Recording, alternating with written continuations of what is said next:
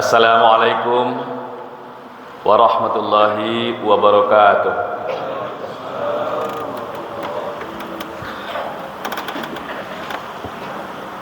Allahu Akbar, Allahu Akbar.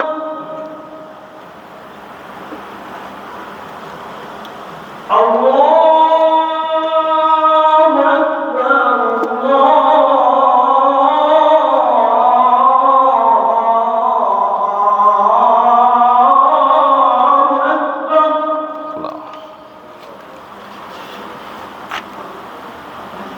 Asyhadu an la ilaha illallah.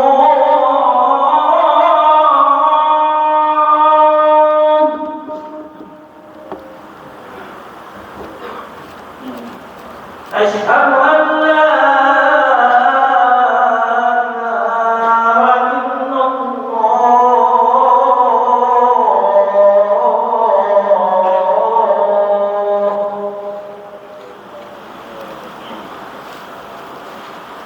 Asyhadu anna Muhammadan Rasulullah.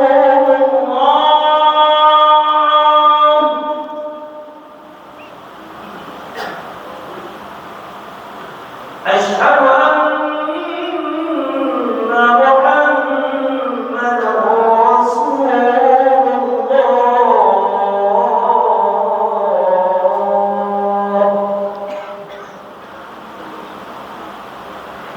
Hayya 'alas salat.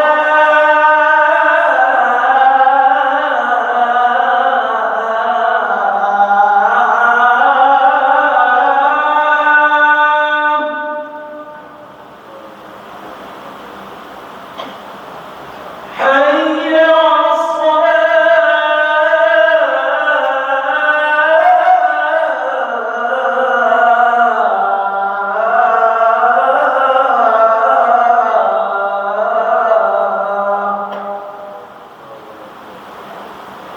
Hayya 'alal falah.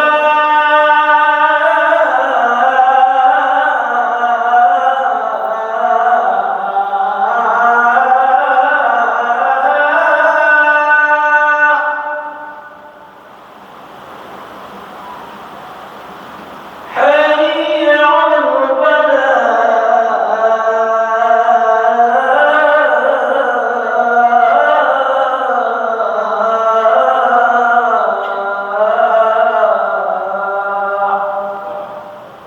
Allahu Akbar, Allahu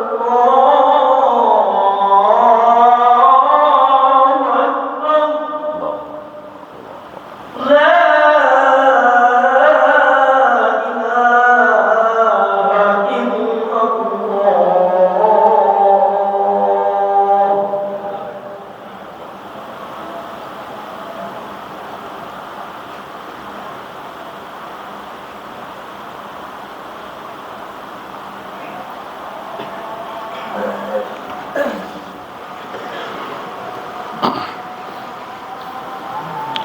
Alhamdulillah alladzi anzalal Qur'an hudan linnasi wa bayyinatin minal huda wal furqan. Asyhadu an la ilaha illallah wahdah la syarikalah wa asyhadu anna Muhammadan 'abduhu wa rasuluh sallallahu alaihi wasallam la nabiyya ba'd. Allahumma shalli wa sallim ala hadzal nabiyil karim. Inni usikum wa iyaya bitaqwallah faqad fazal muttaqun. Ittaqullah haqqa tuqatih wa la tamutunna illa wa antum muslimun. Qala Allah Ta'ala fil Qur'anil Karim. A'udzu billahi minasyaitonir rajim. Ma kana linabiyyin ay yakuna lahu asra hatta yuthqina fil ard turiduna 'aradad dunya wallahu yuridul akhirah wallahu azizun hakim. Laula kitabun minallahi sabaqa lamassakum fima akhadtum azabun azim. Fakulu mimma ghanimtum halalan thayyiba wattaqullah innallaha ghafurur rahim. Sadaqallahul azim. Quran surat Al-Anfal, surat yang ke-8 ayat 67 sampai ayat 69. Hamba Allah, jamaah Jumat rahmatullah. Alangkah hebatnya Allah menuntun, mendidik Rasulnya dalam mengemban risalah untuk menuntun manusia di setiap episode kehidupannya itu. Dalam sebuah hadis sahih, ayat ini turun berkenaan dengan perang Badar. Perang Badar adalah perang pertama, dan ini adalah langkah awal yang sangat menentukan perkembangan agama Islam ke depan. Perang Badar itu aslinya, sejatinya Nabi bukan bermaksud perang, tapi Allah ternyata menginginkan perang. Itulah isi surat Al-Anfal dari awal sampai akhir. Awalnya Nabi hanya ingin mencegat kafilah dagang yang dipimpin Abu Sufyan, dan itu membawa banyak sekali harta dari Syam kembali ke Mekah. Jadi antara Syam dengan Mekah ini mesti melalui Madinah. Kenapa Nabi mencegat? Iya, karena modal perdagangan yang digunakan oleh orang-orang Quraisy adalah harta jarahan dari kaum muslimin yang hijrah ke Madinah. Termasuk salah satu di antaranya rumah Rasulullah. Rumah Khadijah itu rumah yang paling besar, paling indah, paling elit ketika itu. Dan itu dijual oleh orang Quraisy. Hasil jualan itulah yang dijadikan modal dagang bersama. Dan itu masuk ke kantong-kantongnya pemimpin Quraisy. Begitu ada informasi ada kafilah dagang yang kembali dari Syam membawa harta yang sangat besar, dipimpin oleh Abu Sufyan, maka Nabi mengumumkan kepada para sahabat, ayo kita cegat. Sehingga pasukan yang hadir ke Badar ketika itu umumnya hanya orang Mekah, karena ini berkaitan dengan harta-harta mereka yang dijarah ketika mereka hijrah ke Madinah. Jadi hampir 90% pasukan Rasulullah itu dari Muhajirin. Ansar umumnya tidak ikut karena ini hanyalah pencegatan kafilah dagang. Tetapi Allah menghendaki untuk mengangkat Islam ini mesti perang. Faktanya apa? Ketika kafilah dagang Abu Sufyan itu sudah berhasil lolos dari intaian kaum muslimin, tetapi Abu Sufyan sudah minta bantuan kepada Abu Jahal agar dikirim pasukan karena Muhammad dan sahabatnya sedang menuju ke kami untuk merampas harta benda kafilah dagang ini. Nah, Abu Jahal sudah mengirim 1000 pasukan. Sementara Abu Sufyan sudah lewat, karena dia berdasarkan informasi intelijennya juga, dia sudah berhasil mengelabui kaum muslimin. Tinggal berhadapan sekarang antara pasukan bantuan Quraisy yang akan melindungi kafilah dagang dengan Rasulullah di Badar. Di Allah memang menghendaki perang ketika itu, biar tahu siapa yang benar, siapa yang salah. Dan singkat cerita, ketika perang Badar, Allah menurunkan bantuan berupa malaikat, sehingga perang itu dimenangkan oleh Rasulullah. Alangkah banyaknya pasukan Quraisy yang meninggal dan banyak pula yang tertawan, sehingga tawanan perang. Dan ini perang pertama, belum pernah perang selama. Begitu tawanan dibawa ke Madinah, lalu Nabi bermusyawarah. Nabi musyawarah kepada sahabat-sahabat utama itu. Pertama kepada Abu Bakar. Wahai Abu Bakar, menurut engkau diapakan tawanan ini? Kata Abu Bakar, orang yang sangat lembut hati, penuh kasih, ya Rasulullah, mereka ini semuanya saudara-saudara kita. Ada yang anak kita, ada yang orang tua kita, ada yang saudara sepupu kita, semuanya saudara kita.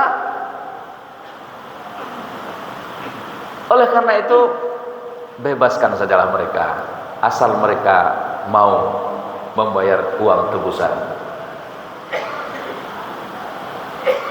Lalu ditanya pula Umar, menurut engkau diapain ini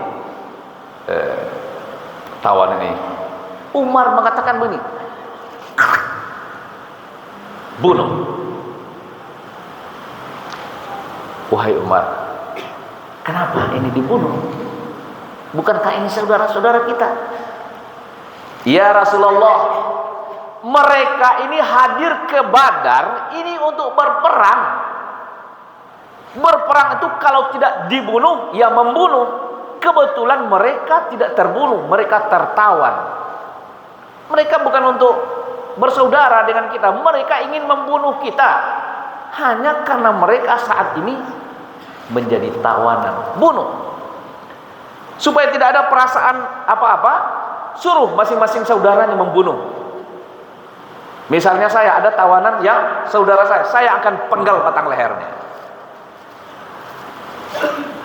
Karena ada dua pendapat tentang tawanan ini yang agak radikal perbedaannya.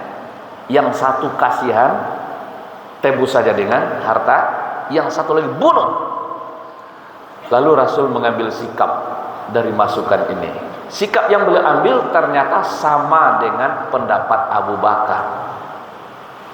Akhirnya beliau umumkanlah bahwa siapa saja yang ingin saudaranya kembali ke Mekah, silakan datang jemput dengan uang tebusan. Kan bisa juga sebagai modal harta uang tebusan ini. Besok paginya Rasulullah dan Abu Bakar menangis sejadi-jadinya di masjid. Lalu Umar datang. Begitu melihat Rasulullah dan Abu Bakar menangis, Umar bertanya, "Ya Rasulullah, wahai Abu Bakar, kenapa menangis? Ceritakan kepadaku.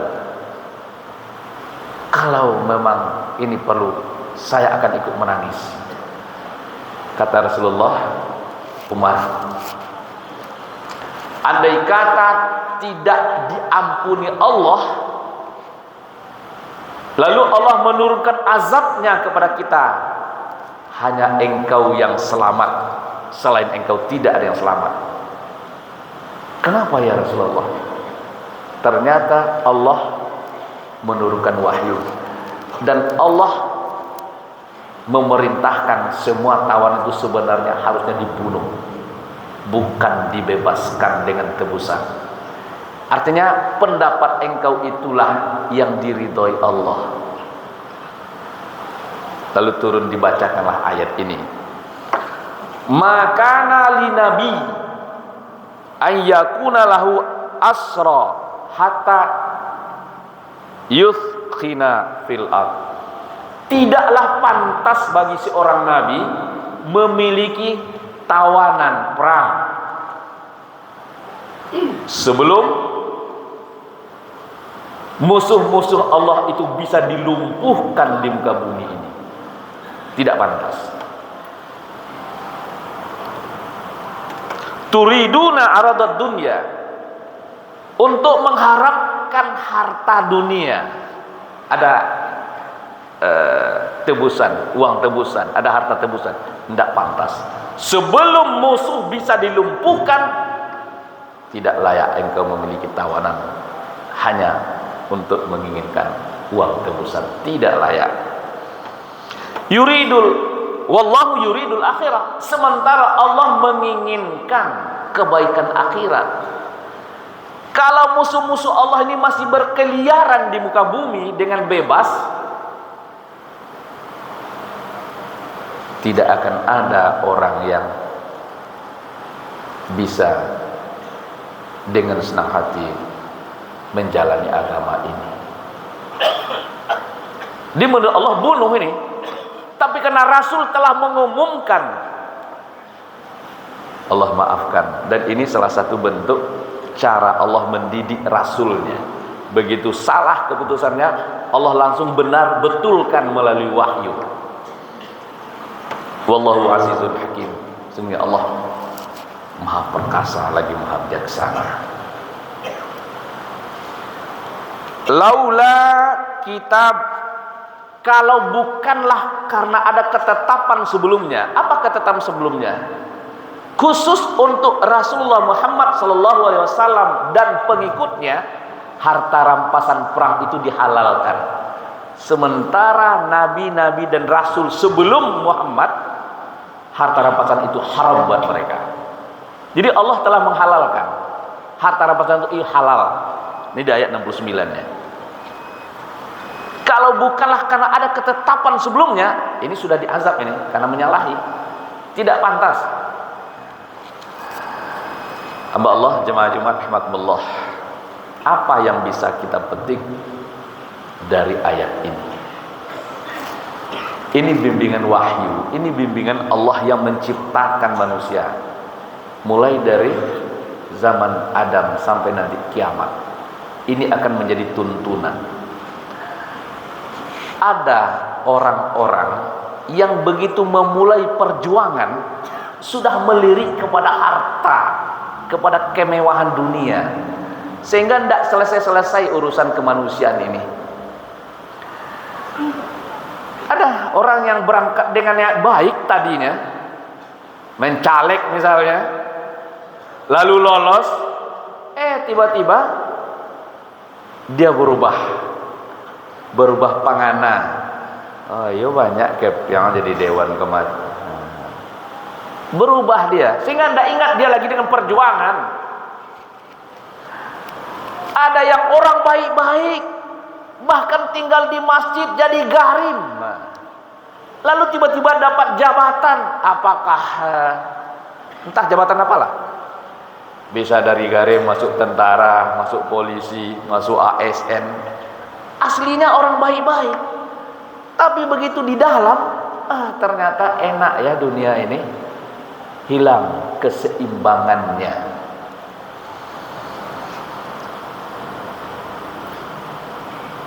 Turidu aradad dunya. Ternyata mereka demikian candu dengan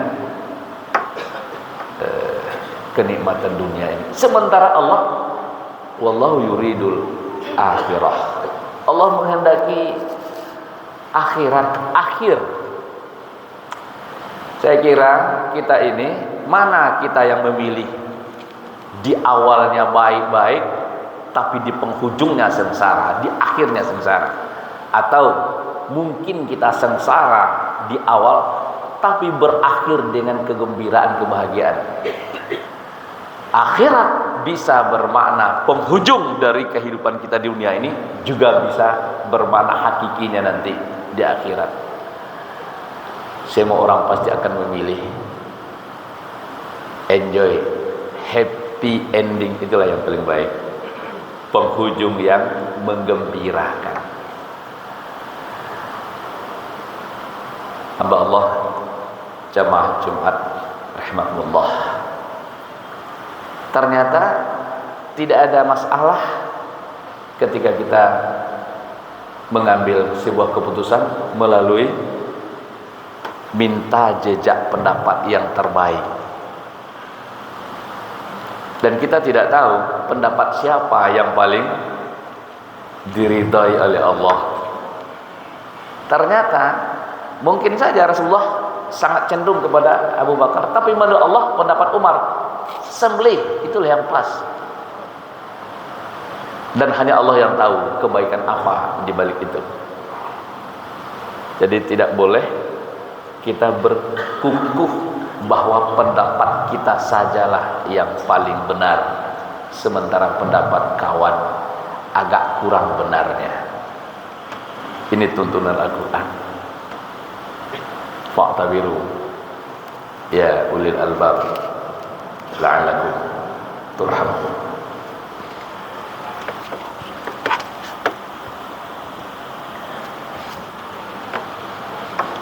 Alhamdulillah alladzi arsala rasulahu bil huda wa dinil haqq liyuzhirahu 'ala dini kulli wa kafa billahi syahida.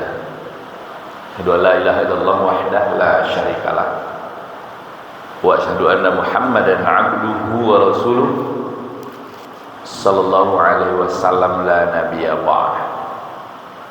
Allahumma shalli wa sallim ala hadzal nabil karim. Inni usikum wa iyaya bittaqwallah faqad fazal muttaqun. Ittaqullaha haqqa tuqatih wa la tamutunna illa wa antum muslimun. Qala Allah Ta'ala fil Qur'anil Karim, a'udzu billahi minasyaitonir rajim. Bismillahirrahmanirrahim. Wal 'asr innal insana lafi khusr illa alladziina aamanu wa 'amilus shalihat wa tawassaw bil haqq wa tawassaw bis sabr. Wa qala Nabi sallallahu alaihi wasallam, man kana akhirul kalam la ilaha illallah dakhalal jannah. Siapa saja yang penghujung dari ucapannya di dunia ini la ilaha illallah dakhalal jannah. Jamaah Jumat rahimakumullah, ada sisi lain dari peristiwa Badar ini. Kalau sudah perang antara Madinah dengan Mekah, Quraisy dengan kaum muslimin, itu agak sulit berkomunikasi dan saling berhubungan. Tetapi karena ada momen menebus tawanan perang, maka orang-orang Mekah biasa saja datang ke Madinah walaupun sudah suasana perang. Mungkin akan berbeda kalau kita perang antar kampung. Perang antar kampung, orang kampung sini agak sebulan ke depan enggak mau datang lewat sana. Kenapa? Bisa disembelih. Tapi ini enggak, baru-baru masih hangat perang, sudah ada yang datang. Kenapa? Untuk menebus tawanan. Momen ini ada dua orang sahabat orang-orang Quraisy ini, satu namanya Umair, yang satu Safwan. Umair ini dikenal setannya Quraisy. Anaknya ada yang tewas di perang Badar, ada yang tertawan dari 3 orang anaknya itu. Sementara Safwan bin Umayyah bin Khalaf, ayahnya yang terbunuh. Ayahnya ini nduk semangnya Bilal bin Rabah. Umayyah bin Khalaf ini mati di perang Badar. Sehingga berhari-hari itu sajalah cerita di Quraisy. Kasihan kita ya, gimana caranya lagi ya. Lalu mereka ngobrol berdua, Umair dan Safwan ini. Kata Umair begini, saya kalau bukanlah karena ada hutang yang harus saya lunasi, dan kalau bukanlah karena kebutuhan anak istriku harus aku yang penuhi, kalau ada yang menanggung dan ada yang membayar hutang saya ini, saat ini juga saya akan hadir ke Madinah dan akan saya bunuh itu Muhammad. Langsung disambut Safwan, kalau benar engkau begitu, saksikanlah, saya akan lunasi semua hutangmu dan saya akan menanggung kebutuhan istri dan anak-anakmu seperti saya menanggung kebutuhan istri dan anak-anak saya. Berangkat. Dihunusnya lah pedang oleh Umair dan diracuninya pedang ini. Biasanya budaya ketika itu, kalau pedang hanya sebagai gagah-gagahan hiasan, itu pedang letaknya di depan.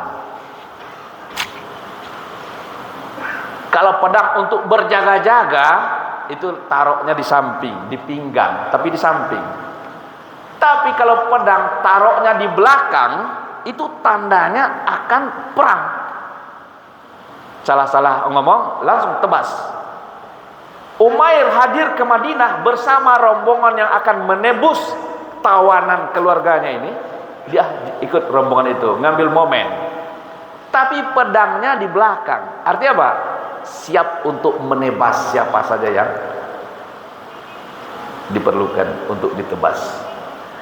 Begitu dia datang bersama rombongan lain, ketika itu penjaga tawanan-tawanan ini adalah Umar bin Khattab. Tahu persis, ini si setan Quraisy hadir nih. Langsung dipitingnya, dipiting lehernya oleh Umar, dibawa ke Rasulullah. Ya Rasulullah, setan Quraisy ikut hadir ke sini.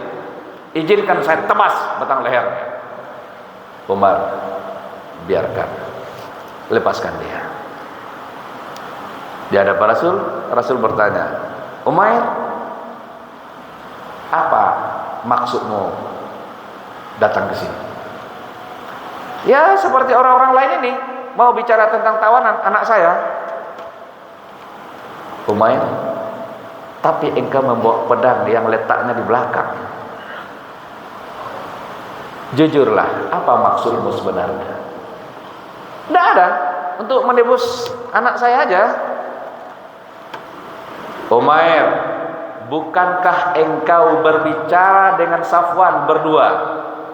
Kalau bukanlah karena hutangku yang belum terbayar dan anak istriku tidak ada yang membiayai, saya akan datang ke Madinah untuk membunuh Muhammad. Lalu Safwan sahabatmu berkata, saya akan lunasi semua hutangmu dan saya akan menanggung beban hidup istri dan anak-anakmu seperti saya menanggung istri dan anak-anak saya. Lalu engkau menghunus pedang dan meracuninya, dan engkau hadir bersama orang-orang yang akan menjemput tawanan. Dari mana Rasul tahu? Apa akhirnya? Jujurlah. Asyhadu an la ilaha illallah wa asyhadu annaka ya Muhammad Rasulullah. Ya Rasulullah, tidak ada orang yang mendengar ucapan kami. Kami hanya berdua. Tapi kok engkau bisa tahu sedetil ini? Engkau benar Rasul. Saksikan. Asyhadu an la ilaha illallah wa asyhadu annaka ya Muhammad Rasulullah. Bersyukurlah. Jadi antara batas antara marah dan benci itu juga tipis. Lalu apa kata Rasulullah kepada Umar? Umar, ajari saudaramu tentang Islam dan Al-Quran. Lalu apa kata Umar? Yang tadi memiting dia, mencekik. Tadi engkau datang ke sini sebelum masuk Islam, tidak ada orang yang paling saya benci. Bahkan saya lebih benci kepada engkau daripada kepada anjing. Tapi begitu engkau menyatakan keislamanmu, saya lebih mencintaimu daripada sebahagian keluarga saya. Jadi tidak perlu terlalu benci kalau ada yang bermusuhan. Karena boleh jadi hidayah masuk ke dia dalam waktu sekejap. Ini masih kaitannya dengan peristiwa Badar tadi. Innallaha wa malaikatahu yusholluna 'alan nabi ya ayyuhalladzina amanu shallu 'alaihi wa sallimu taslima. Allahumma shalli 'ala Muhammad wa 'ala ali Muhammad kama shallaita 'ala Ibrahim wa 'ala ali Ibrahim. Wa barik 'ala Muhammad wa 'ala ali Muhammad kama barakta 'ala Ibrahim wa 'ala ali Ibrahim fil 'alamin innaka Hamidum Majid. Allahumma ighfir lana dhunubana wa liwalidina warhamhuma kama rabbayana shighara. ولجميع المؤمنين والمؤمنات والمسلمين والمسلمات الأحياء منهم والأموات. ربنا ظلمنا أنفسنا وإن لم تغفر لنا وترحمنا لنكونن من الخاسرين. ربنا هب لنا من أزواجنا وذرياتنا قرة أعين واجعلنا للمتقين إماما. ربنا آتنا في الدنيا حسنة وفي الآخرة حسنة وقنا عذاب النار. Walhamdulillah, wala ilaha illallah. Aku